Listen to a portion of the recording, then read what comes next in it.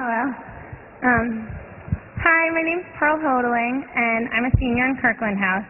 And I'm here to ask you to join me this Saturday from 10 to 2 for free pancakes from Henrietta's Table in the Mac Quad. 9 years ago, my dad was diagnosed with Parkinson's disease, a neurological disorder. Though he, my family, and I have gone through many ups and downs, both physical and emotional, I finally found a way to help, a definitive up. I wanted to put on this event, Pancakes for Parkinson's, for a few years now, but I didn't get up the guts to do it until this year. Thank you, Tal, for helping me to get over my procrastination and start building a positive spiral towards finding a cure for Parkinson's disease. All donations will go directly to the Michael J. Fox Foundation for Parkinson's Research. So please come between 10 and 2 this Saturday to enjoy pancakes for a good cause. Thank you.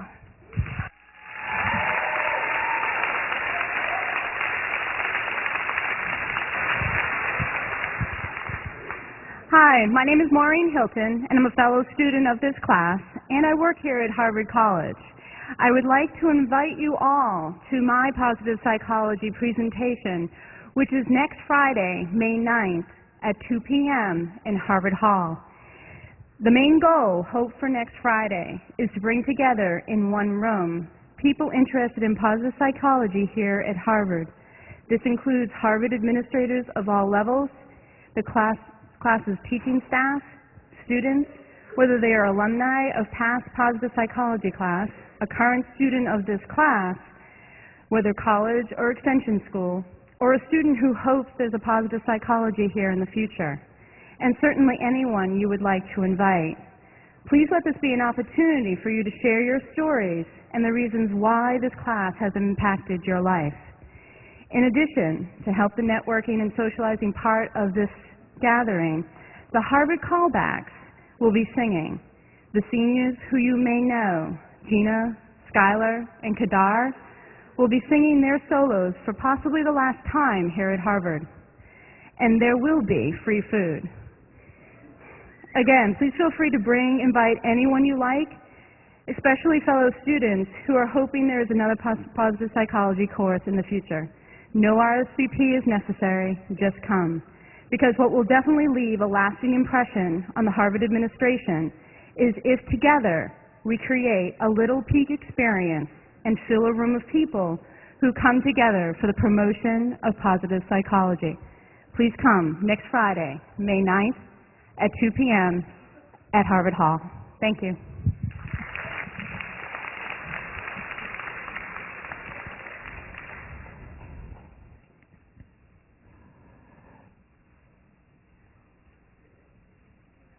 I don't really know what to say, so I asked someone to say it for me.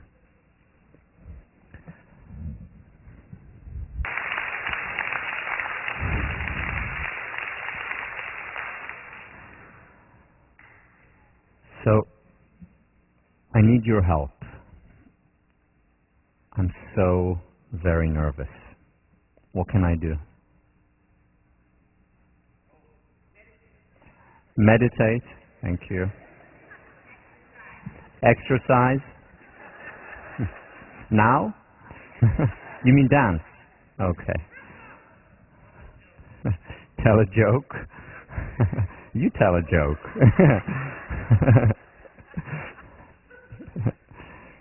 What else? Any suggestions? Hug someone. Good idea. At least 12 hugs, right? Yeah. Anything else? Deep breath. Okay, good. So it's okay to be nervous? Thank you. Feel better already.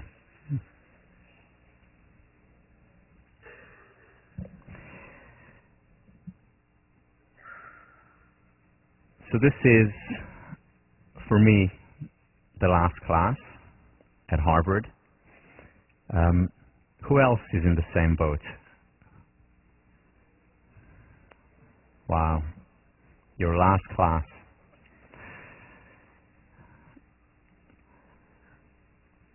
What I'd like to do today is summarize what we've gone through, some of the journey, as much as possible. And what I'd like to do is to share that, the responsibility of summarizing, to share it with you. So I'd like to start with you thinking and reflecting about the course. In other words, we're going to run the class today like a small, intimate section. And afterwards, I will go through what I think are some of the highlights, main points from the semester. So I want to start with a time in, an opportunity for you to reflect. And specifically, I would like you to reflect on the following things and actually write them down. So go over your notes or go over your mental notes and write down at least 2 things that were particularly meaningful or interesting for you from the semester, whether it's something you heard in lecture, something you discussed in section, something that you read, something that you talked about with your friends after class and somehow was connected to your experience here. Anything, or at least 2 things that were personally meaningful and interesting to you. So this is the first thing. The second thing I'd like you to write down, and you may have done it before, you may have written it before, at least 2 commitments that you are making, 2 behavioral changes or attitudinal changes, 2 commitments that you're taking upon yourself now that the semester is almost over. So again, 2 meaningful or interesting ideas, at least, and at least 2 commitments, whether it's in the form of rituals, attitudinal change, or behavioral change. So take just a few minutes to do that in a time in.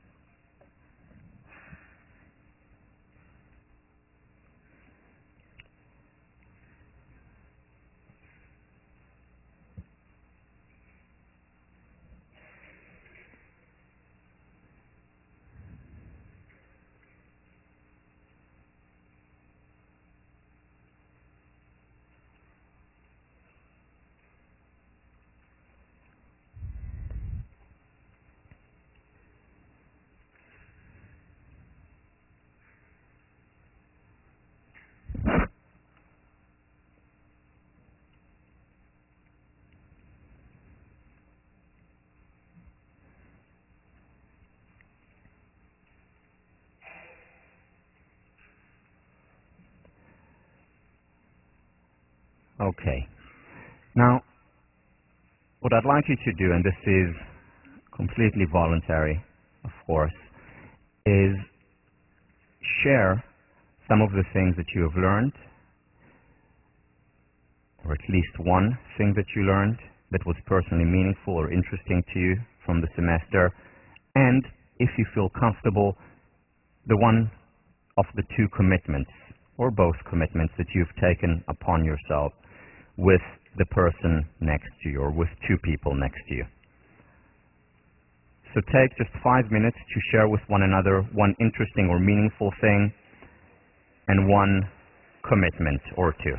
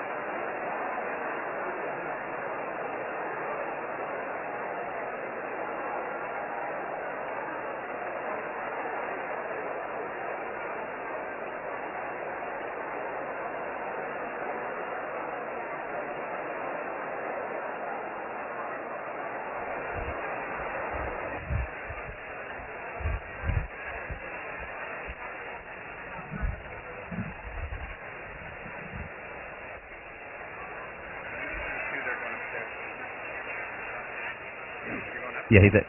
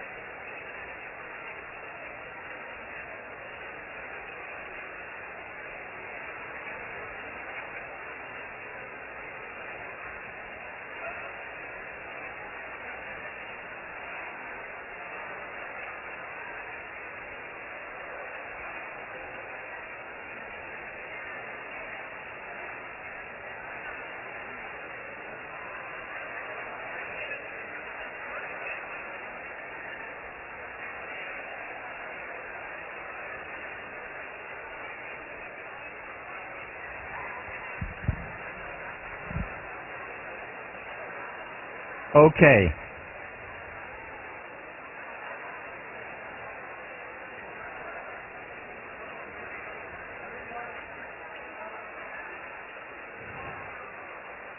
Okay.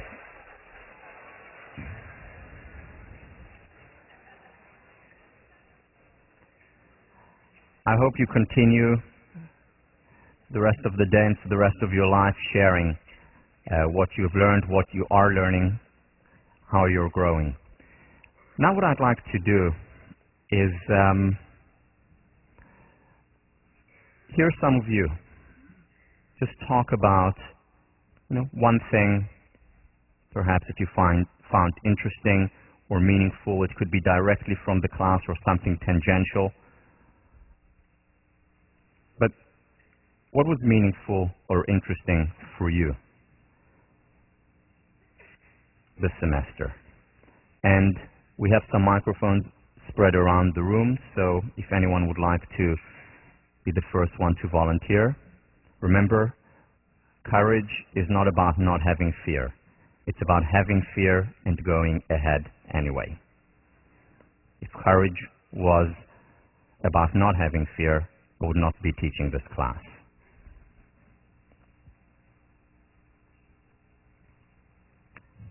Elizabeth.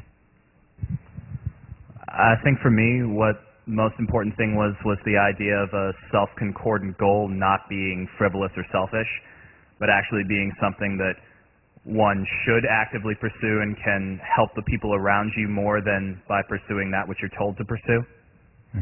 Great. So essentially dissolving this divide between self and other. And remember the Dalai Lama, how surprised he was when he came to the West and he heard that our word for compassion means essentially compassion toward others, whereas sewe in Tibetan means compassion toward others and compassion toward oneself. They go hand in hand, they're intertwined. So identifying our self-concordant goals is very much about helping ourselves and ultimately making the world a better place. Wonderful, thank you. I found the Roger Bannister story really meaningful to me, especially because now I know that nothing's impossible. Even if scientists tell you things are impossible, you can still achieve them. Right, so often people tell us that it's impossible, you can't do it, and we have that voice in the back of our mind, those limiting beliefs, whether it's limiting beliefs about how we can feel,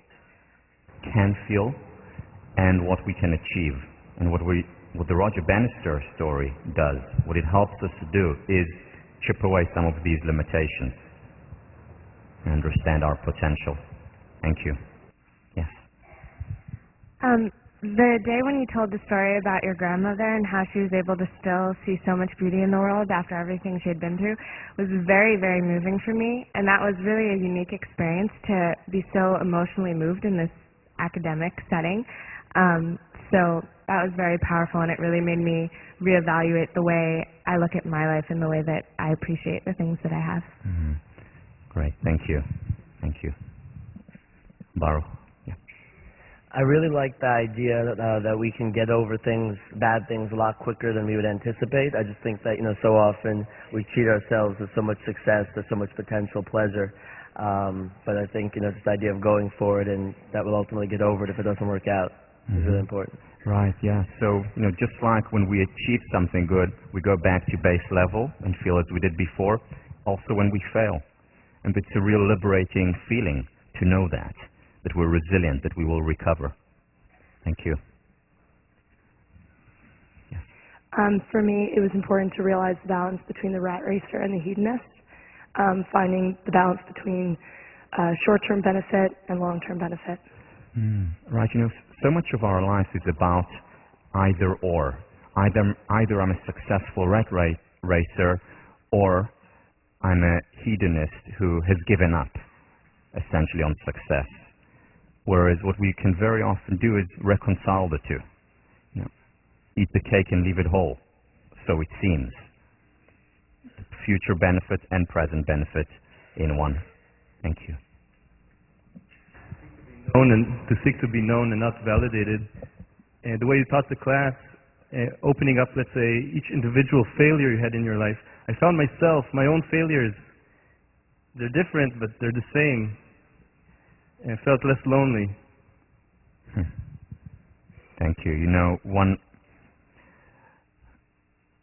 what I shared, I think the very first class here was what Carl Rogers said, which is, what is most personal is most general. Because deep down, humanity is humanity is humanity. And when we live in the world with the desire to be known, expressing ourselves, that's, I think, when we can reach out most to others, whether it's in a romantic relationship, whether it's in friendships, whether it's in a classroom. Thank you. Yeah. One thing I'm going to take away from this class is to be conscious about being grateful, because sometimes I feel that you take for granted the people that you love the most. To be grateful. There's so many treasures of happiness, of well-being all around us and within us. And the challenge is just to open our eyes, to appreciate them. Yes. What was really amazing to me was how open others were not in the class, such as family or their friends not in the class, to also take on these changes in their life. They didn't see it as some kooky self-help thing, but really as, oh yeah, maybe I should take note of all these things I'm grateful for in my life and other exercises. Yeah, you know, this is paying it forward. Sometimes we're so afraid to talk about things that matter to us. And when we do, and when we're real, when we're genuine, when we express ourselves, these things are contagious. And we pay it forward, and then they pay it forward. Thank you. Yeah. Before taking this class, I blamed my mood and my happiness a lot on what was going on around me and my circumstances. And so taking this class has really helped me learn that circumstances really don't control your happiness level, and that I have more of an active role in how I feel. Right. You know, remember, one of the things we talked about is that, at least I don't believe that things necessarily happen for the best. You know, there are some times where there are bad circumstances, poor circumstances, hard circumstances. The challenge, though, is how can we make the best of that which has happened? And we do have much more control over it than we think. Yes. The class allowed me in so many times during almost every day to understand something as part of me being human, as part of my permission to be human, rather than to conceive it as my failings or something I wasn't doing well enough. So the permission to be human, you know, I've repeated it so many times, and I'll continue to repeat it until use every last minute that I have to do it, because it really is on so many levels the foundation of well-being. And unfortunately, too much in our culture today, what is going on is what I call the great deception, where we think, well, everyone is doing great except for me, so I'm going to pretend that I'm doing great too. And then we become part of that great deception, reinforcing it. The permission to be human. Yes. The whole piece about perfectionism, I had never really seen myself as a perfectionist, and I think it was just kind of self-denial. So through the exercises in the course, as well as, you know, in the book and different readings that we've done, have really allowed me to explore that and accept that and make proactive changes in my life to grow away from that. Great. You know, perfectionism is, again, another thing that so many people hide, because a perfectionist, almost by definition, doesn't want to show the weakness. And as I mentioned in the class on perfectionism, for me, that has been the most important in terms of my progression toward becoming happier. Accepting failure as inevitable, accepting that life is not a straight line, but rather a spiral with ups and downs, as long as the general trajectory is of improvement, growth, and permission. So for me, one of the things that really resonated was the idea of reframing the question. At the very beginning, you spoke about the fact that there was a 21-to-1 ratio of negative to positive research.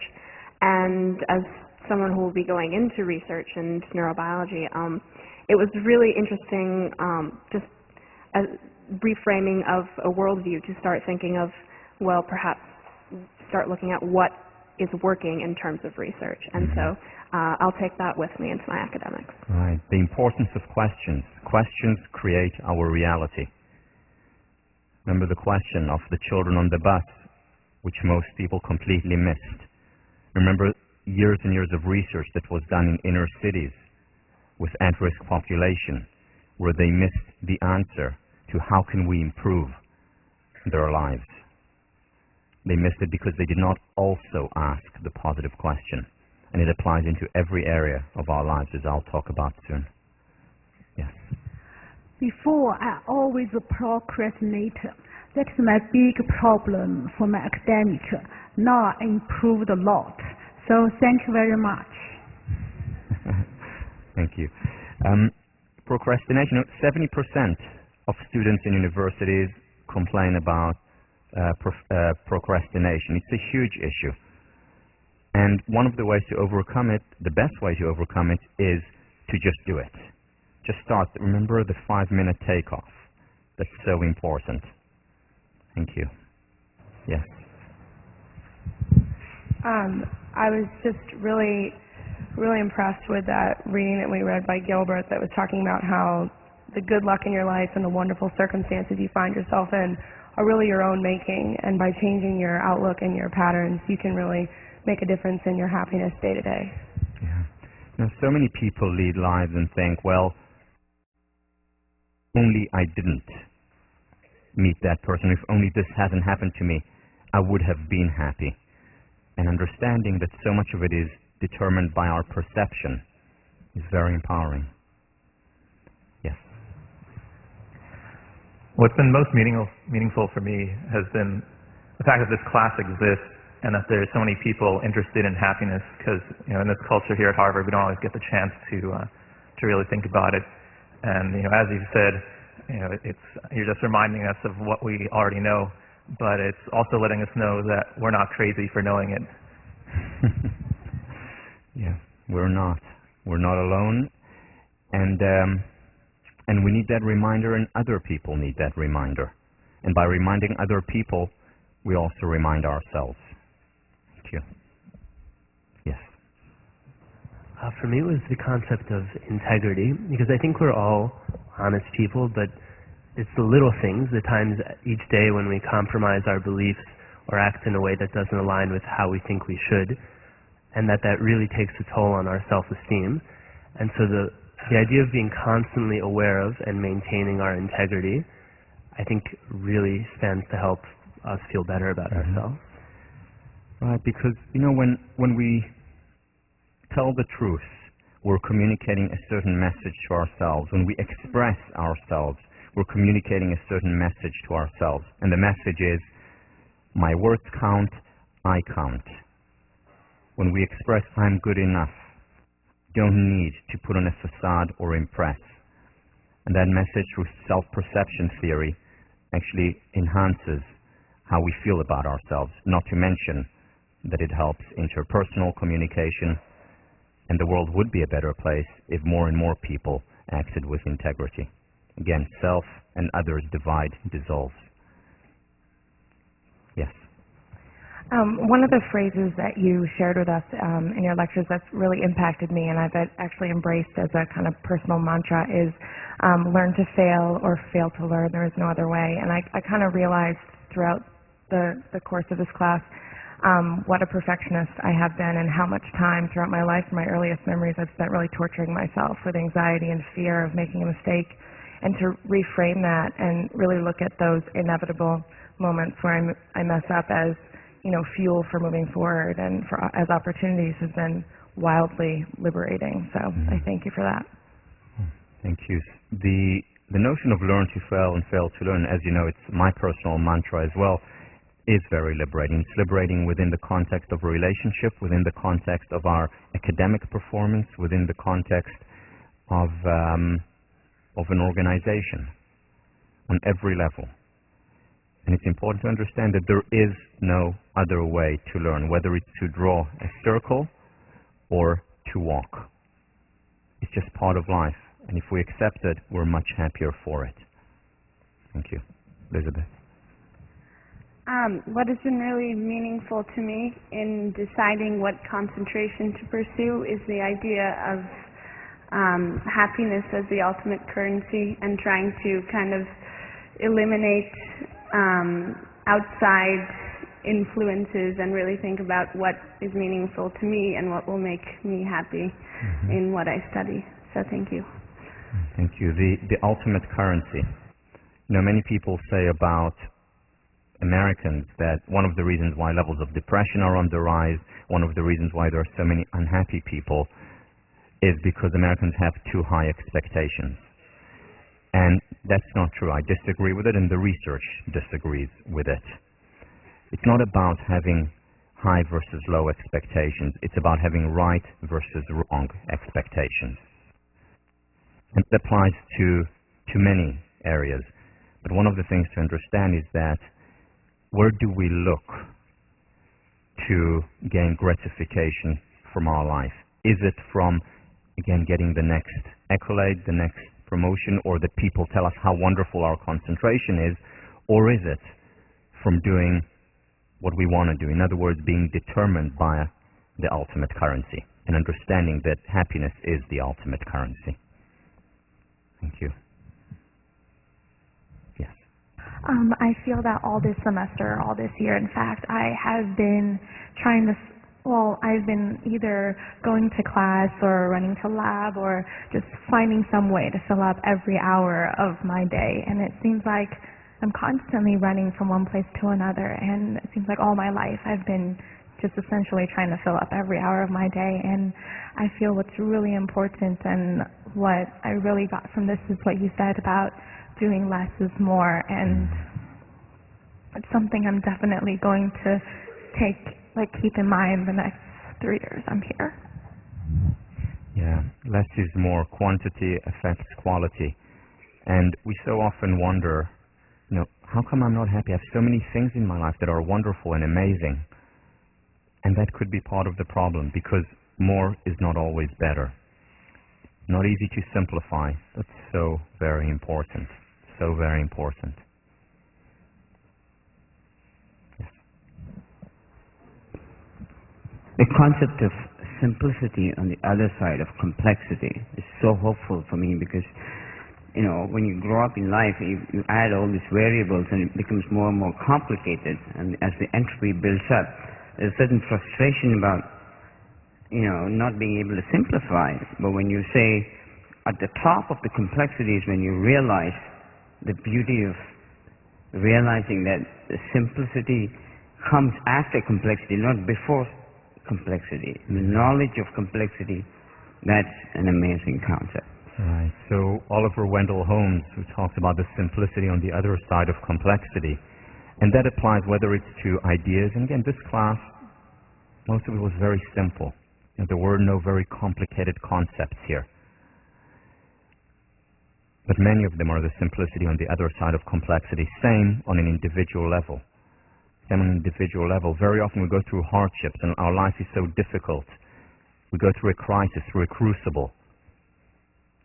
And what we need to do to understand when we're going through that complexity and hardship and the crucible and the difficulties is that there is simplicity on the other side. Very often all we need to do is hang on. Just wait a little bit longer. And there'll be more clarity, more growth, more development, more joy at the end of it. Yes. You were passing around the mics and I was like, oh my God, I don't really have anything to say. There's so many people I would never do that. And then you said, courage is not about being fearless, but about having fear and doing it anyway. So I just threw my pack over the wall. I was like, give me that mic, I'm going to do it. And it's in my hands and I'm speaking, so thank you for that.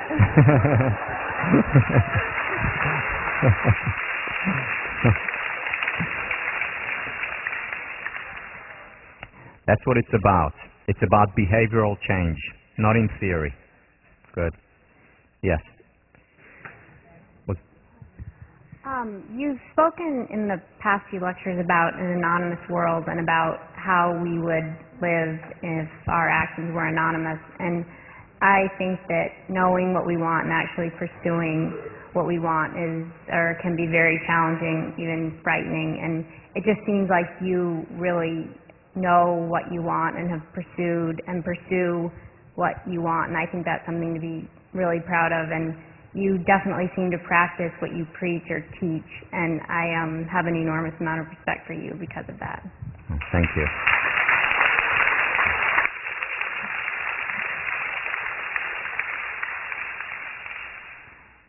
Thank you. There are many things, but one thing I really learned from this class is it is important to focus on what we really, really, really like to do. You said many times in the class, teaching is your calling, and I can see how much you're enjoying teaching, and it was really inspiring to me. So I think I will remember that, and I will keep looking for my calling and what I really, really, really like to do. So thank you. Thank you. Yes. Let's take someone with a microphone, and we'll get it to you. Anyone has a microphone? Wait. Okay, I used to be the kind of person who ran away from my problems, and I used to try to ignore them until they went away. And I don't do that anymore, because I know that if I'm unhappy, the only person who can do something about it is me, and I need to make a change. And this class has given me all sorts of tools to do that. So thank you.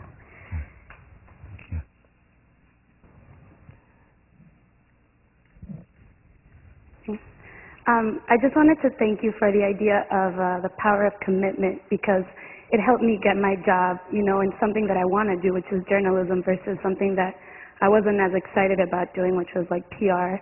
So I wanted to thank you for that, because, I decided to jump into it and throw my bag over the wall, and that's why I got it. So thank you.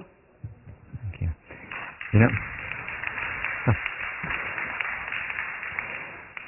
hi, Neiman Fellows.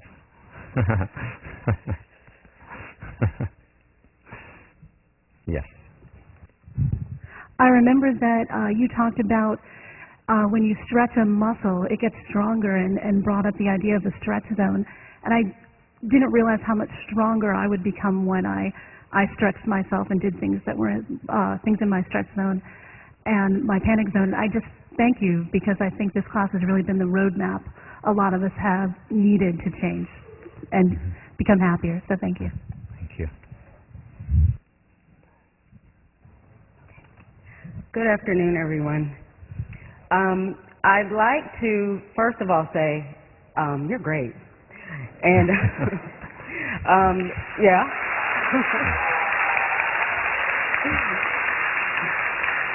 And also, I am a proud educator in the Milwaukee Public School System. Are there any future educators in the room?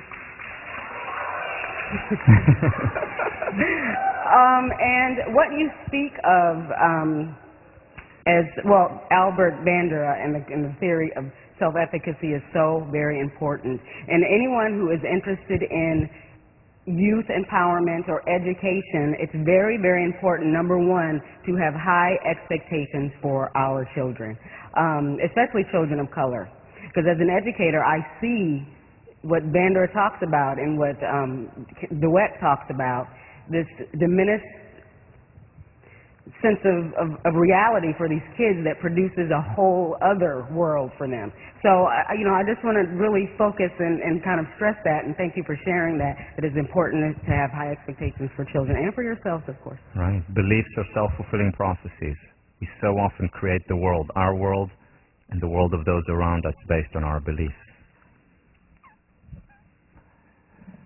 Let's take a couple of more, and then I'll do my quick summary. Yes. Oh, okay. Go for it. I know this has been mentioned a couple times already, but it's so easy to blame others for our unhappiness or others' actions or even our own actions for our unhappiness.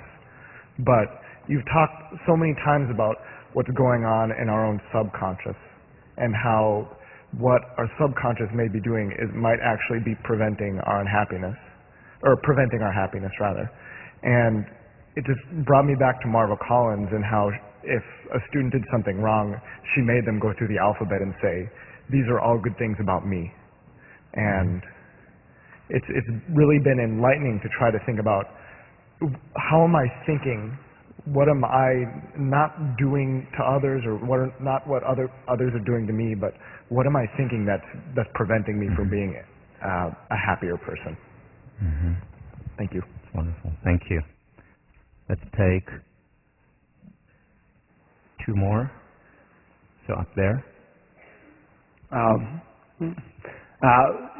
guess 2 things that really stuck with me from the class is the little clip you showed of the baby learning to walk, and just like what you conveyed in that idea of like, this baby has no reason to like have a sense of why his falling down should be anything to be ashamed of, and that was just like a very effective way to kind of convey like what you're always saying was kind of learn to fail or fail to learn.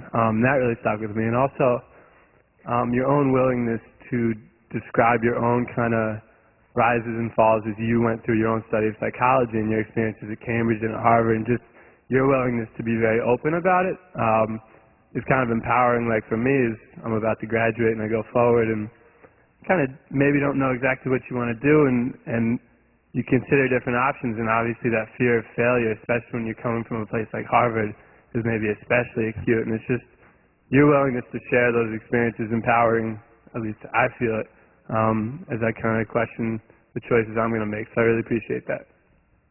Thank you. Yes. Every day is a beautiful day, and to be grateful for that somehow makes it easier to go out and try to do things that maybe even we fail at. And common sense is not that common. And these are all, a lot of things I've learned here I already knew, but now I learned it at Harvard.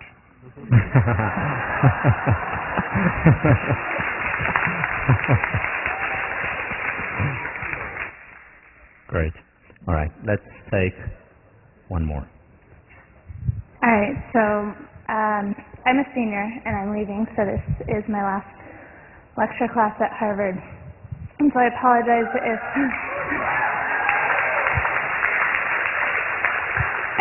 if this message seems a little more geared towards the undergrads in the class. One of the things that I'm very impressed with as a large lecture class is that it's so far-reaching as far as the number of people who want to take it and the diversity of the students in the class. But I guess the experience that I'd like to share is that I came into this class, admittedly, because I value honesty. I will say I took it because I thought it would be a nice complement to an otherwise difficult senior spring, and I thought, well, it'll be a nice class to have. And my sophomore year, I had gone through kind of a self-discovery, post-depression, that made me kind of value things in a different way. And so I've been using these lessons that I learned sophomore year, and I thought, well, maybe this class will just be redundant. Turns out I went through another really difficult time during my senior spring. And, I guess what I'd like to relay to especially the undergrads here is that it's very important, if you're a freshman, if you're a sophomore, it's not even too late as a junior, it's very important to prioritize what's really important to you at this school. And let me tell you, it's not the paper, it's not the problem set, it's not getting a full 8 hours of sleep when your friend needs your attention for an hour, because the people here matter most, and you will miss them. And if you don't spend time with them now, you won't have time to spend with them later on. So it's very important to prioritize what is meaningful for you and what you really, really, really want to do at this school, because before you know it, it will be over. So thank you for helping me remember that and making a meaningful semester.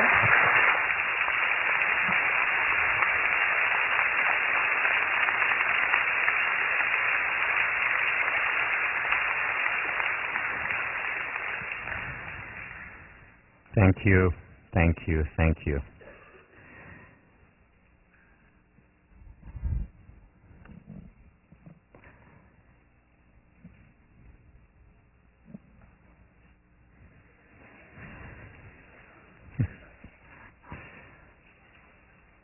Let me summarize.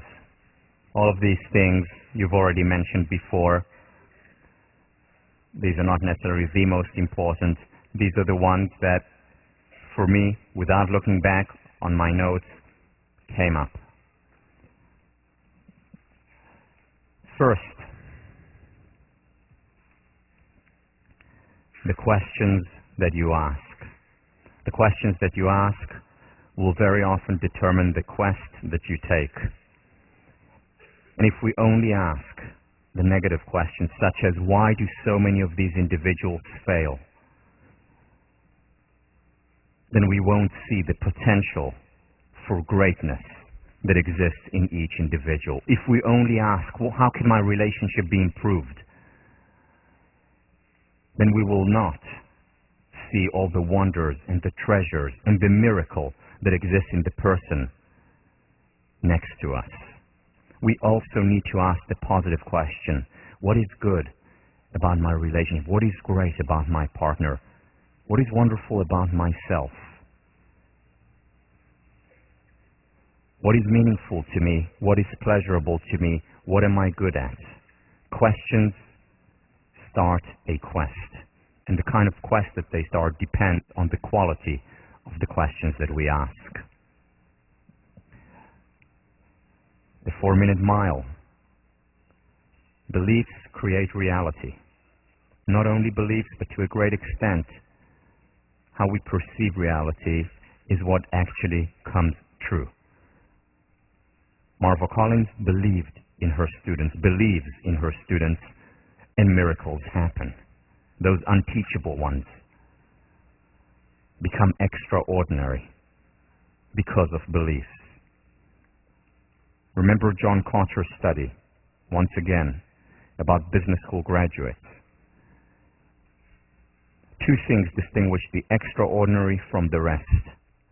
One was that they were always asking questions, always wanting to learn more, having that humbleness that's so important for growth and well-being and self-esteem. And second, they believed in themselves. They had confidence. They had the self-efficacy to succeed and to thrive. How do we improve the belief? By putting ourselves on the line, by coping, by taking risks, by showing ourselves that we can do it. Through visualization.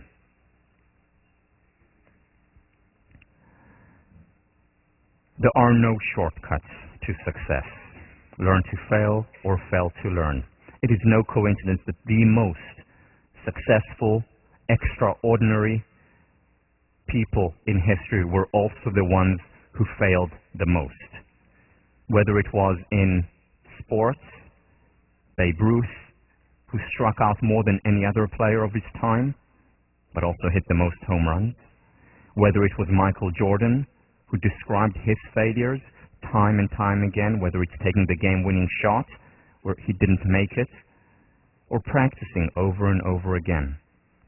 It's no coincidence that Thomas Edison, the person who has more patents than any other scientist in history, is also the scientist who had failed the most times. Remember Dean Simonton's work on scientists as well as artists.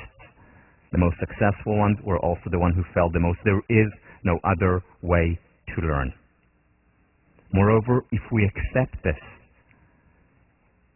if we accept this growth mindset as opposed to fixed mindset that Carol Dweck talks about it, not only will we improve more, we will also be happier, because then not every experience is a threat to our ego, to our self, to our self-esteem. If we accept that failure is inevitable, whether in a relationship, there are disappointments and arguments, or on individual life, or on a national level. No perfect country, no perfect person, no perfect organization. And if we understand that life is about this, as opposed to about this, we'll be so much happier, so much calmer, and paradoxically, so much more successful.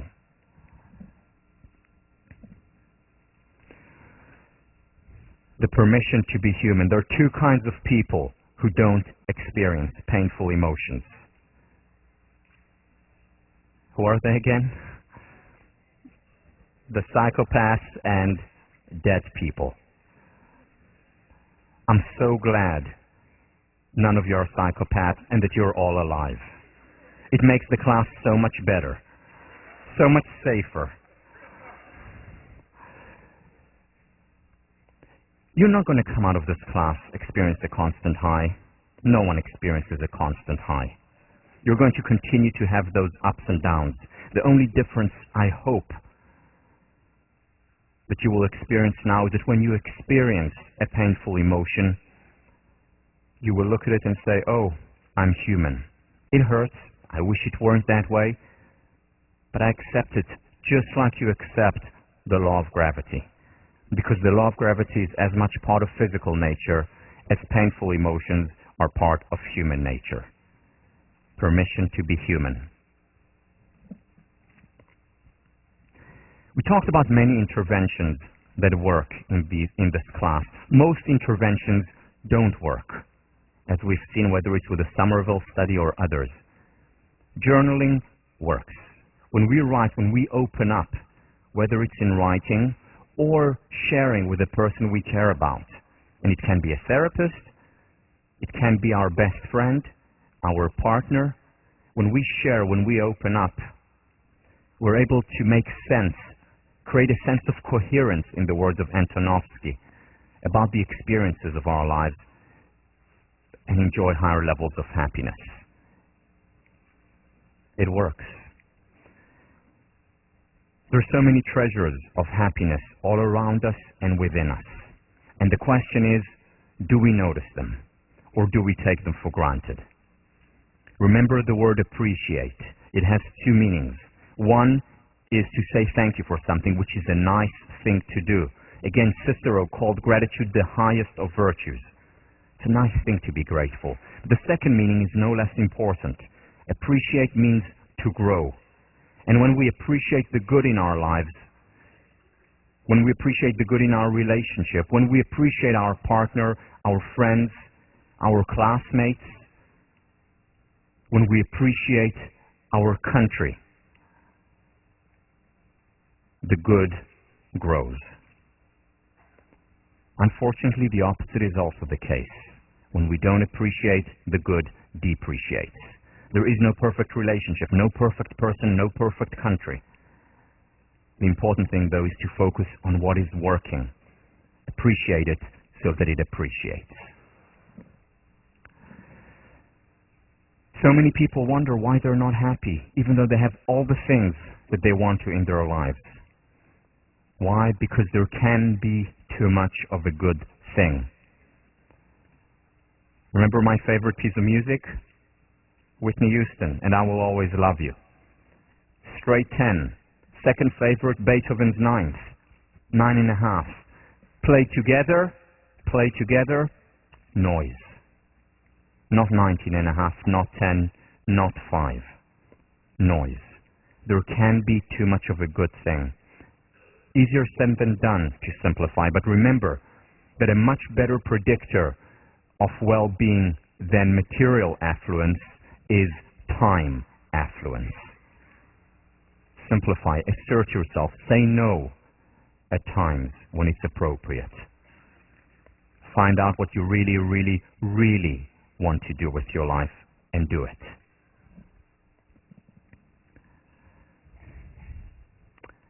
The number one predictor of well-being, relationships. The number one predictor of well-being are the intimate relationships that you cultivate now and in the future. Matters more than anything else in the world. Yes, even more than a problem set. Even more than an exam. Even more than how wildly successful we are and how admired we are.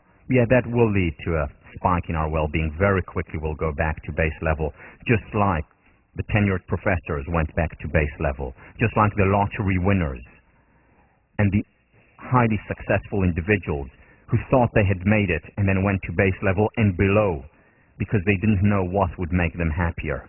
Well, this is what can, one of the things that can make us happier.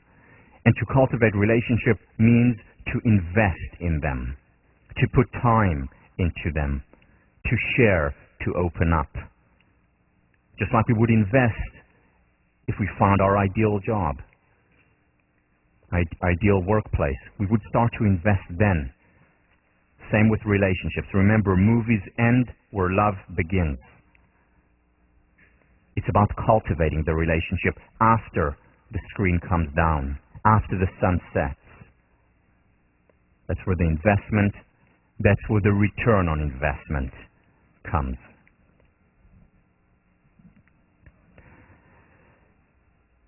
Our mind can take us only so far.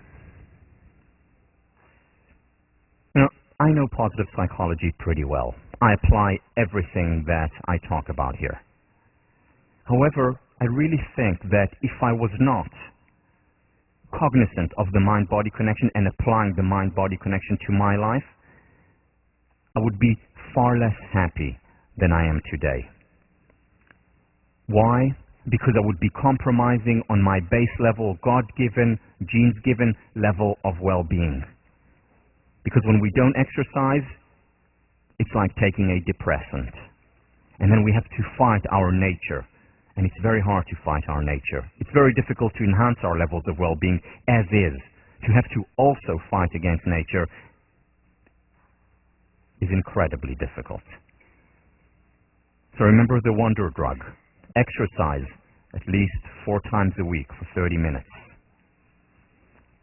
If you can, if you're interested, do some form of yoga or mindful meditation, sitting meditation. If not, at the very least, breathe. Breathe deeply. A few times a day, 3 deep breaths can make a big difference. Now is not a bad time to do it. Sleep. When possible, 8 hours or somewhere around 8 hours a night of sleep. And touch. Hug, embrace. An underused sense, and so important.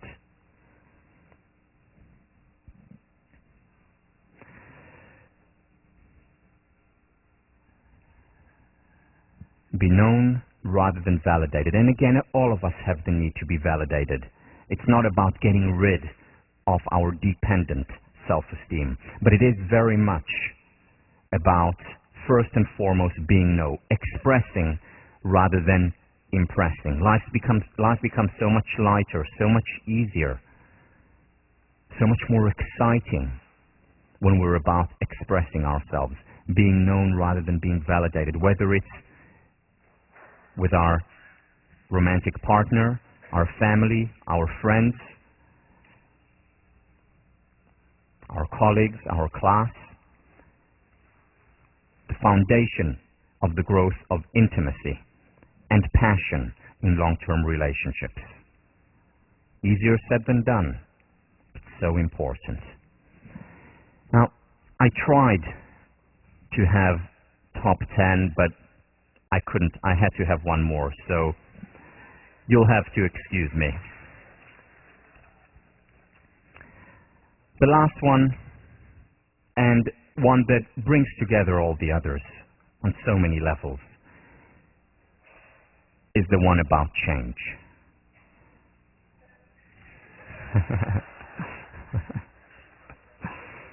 Finally, right? You've been waiting the entire semester just for this. Well, it was worth the wait, I hope.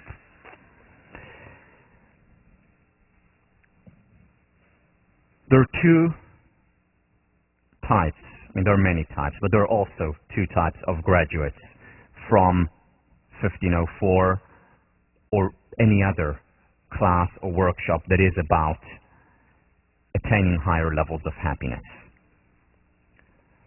One that at best enjoys a temporary high or a nice memory and then goes back down to base level, and the second one that enjoys maybe that same temporary high, which cannot last our entire lives, but then still enjoy continuous growth throughout their lives. And the difference, the primary difference, is whether or not you introduce behavioral changes. Remember Peter Drucker, what he said whenever people came to him for a weekend seminar, intensive. He said, on Monday, don't call me to tell me how wonderful it was. Call me and tell me what you're doing differently. Because in his 65 years of experience working with the most successful, the most inspiring, the best and the brightest people in the world, what he has found, that this is what distinguishes real lasting change from a temporary high. Don't tell me how wonderful it was. Tell me what you're doing differently on Monday. Produce behavioral change now. This is the core of change.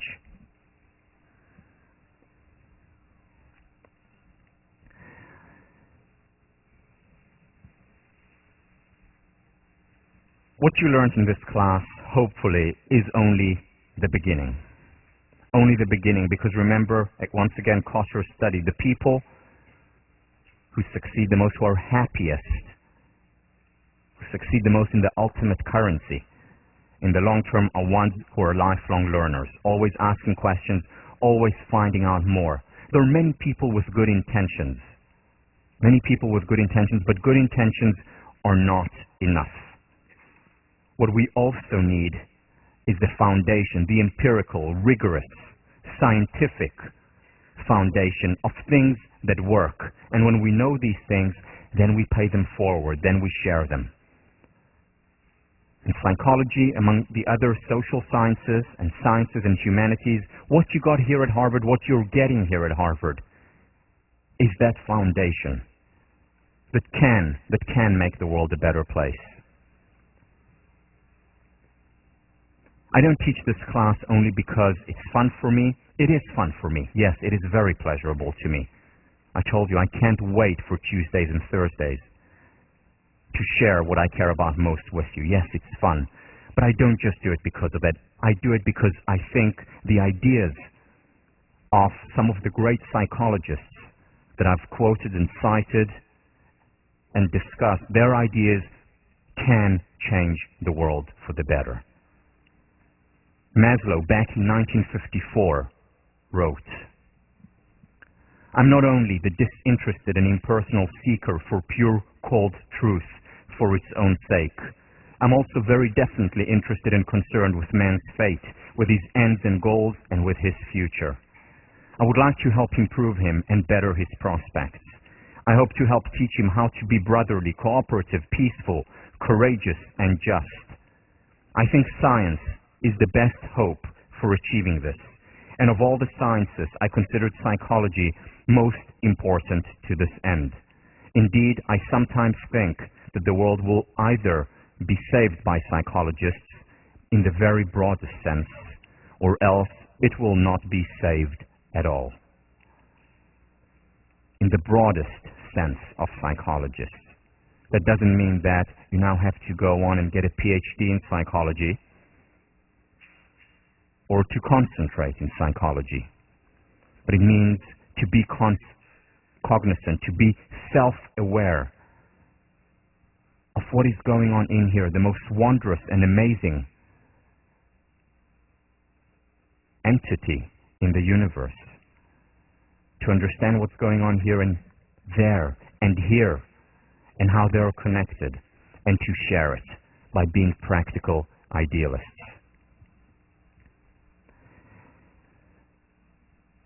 And you can make a difference. You can make a difference because the one has incredible power. Remember, if you make 3 people smile and they make 3 other people smile, after 20 iterations, you will touch every single human being on the planet. Happiness is contagious.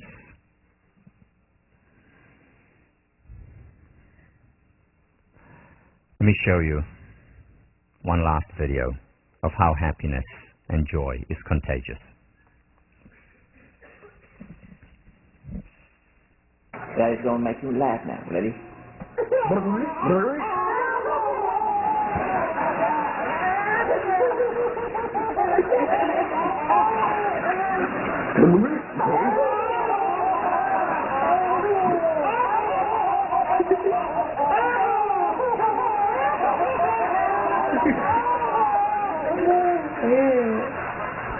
Very good.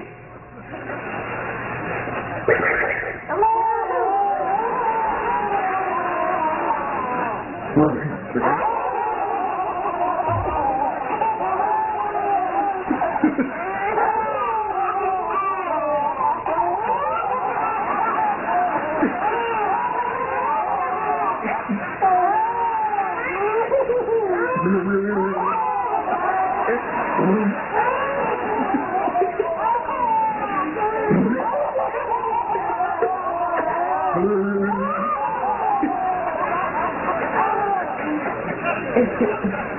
just bring a stand up comedian at me. What kind of world they will grow into depends on you. And it depends on whether or not you first and foremost take care of yourself. In the words of Gandhi, be the change you want to see in the world. If you want a happier world, be that change.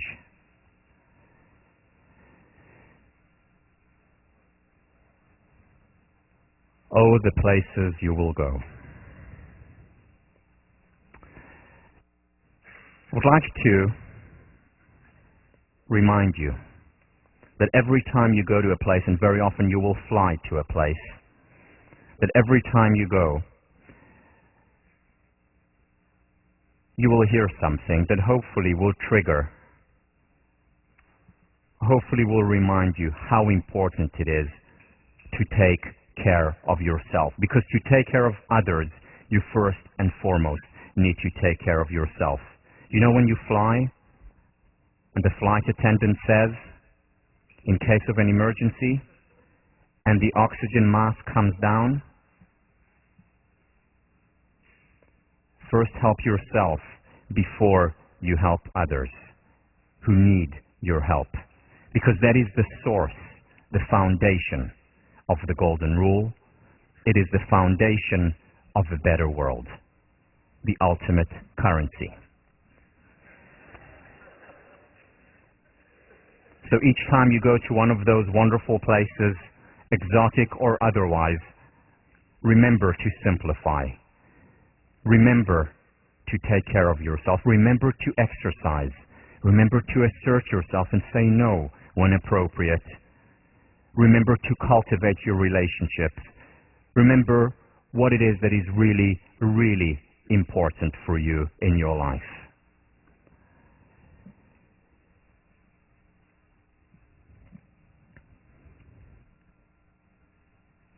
This experience, this semester, for me, has been extraordinary. And it was made extraordinary, first, by the amazing teaching staff that we have. If you come up.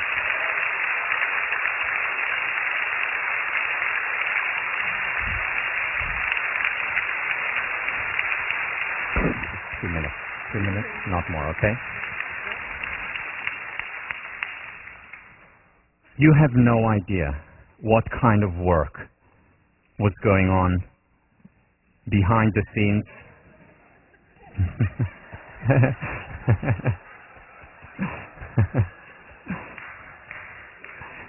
You have no idea how much each and every one of the teaching staff, the HATF, Sean and Deb, and every one of the others,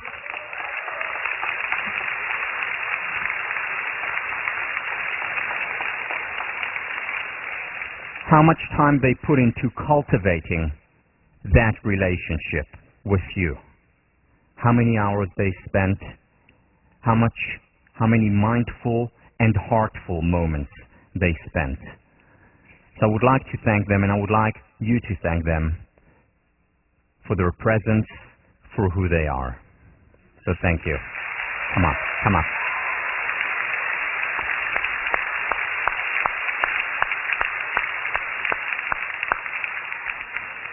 Sure. There's many jokes to be made, but we would like to give our TS a little token of our appreciation.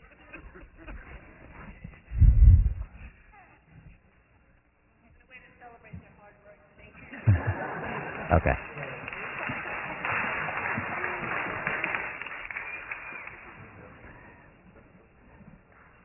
Do you want to say something?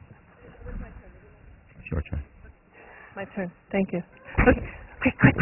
Okay, so I actually just want to say thank you to all of our TS for their great work. Thank you to all the students here and extension students. Most importantly, I'd like to thank I'd like to thank Tal. So first actually I want to thank Tal's grandparents for surviving, for his parents for thriving, and for you know what, yeah. Okay. For you know what, and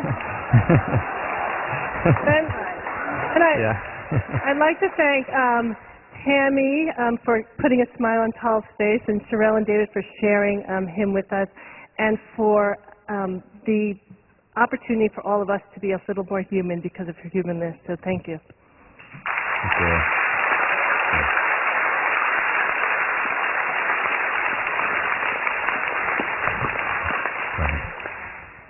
We're not the only ones who are intensely grateful to you. You've touched so many people here this semester, and always, but your students this semester all sent in thank you notes, and we've compiled them and bound them for you for all the places you go to take with you. Thank you.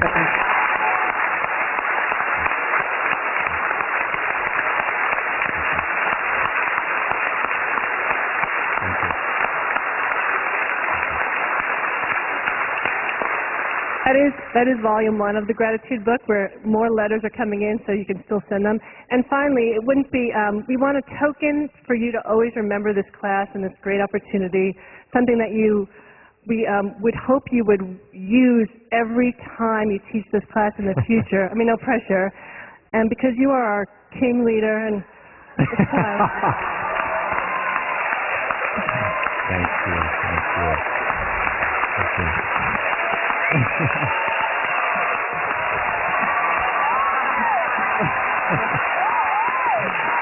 you. Thank you.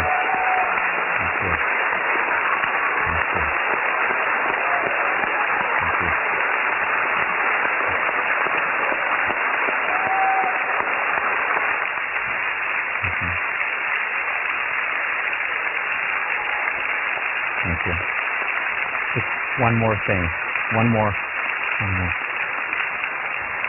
Thank you. Thank you so much.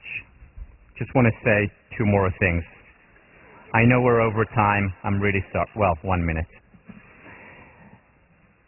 I want to thank just a few other people. I would like to thank Barry Reed, sitting at the back.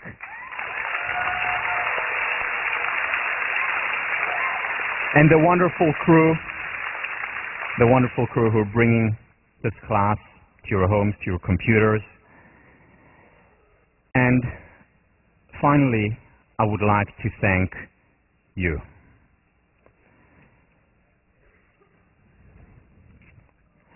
Each and every one of you is an entire world.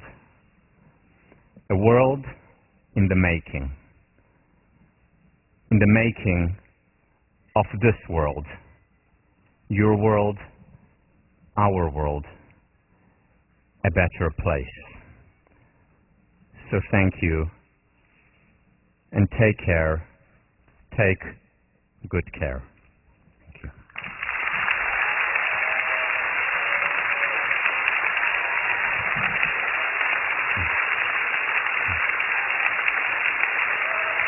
Okay.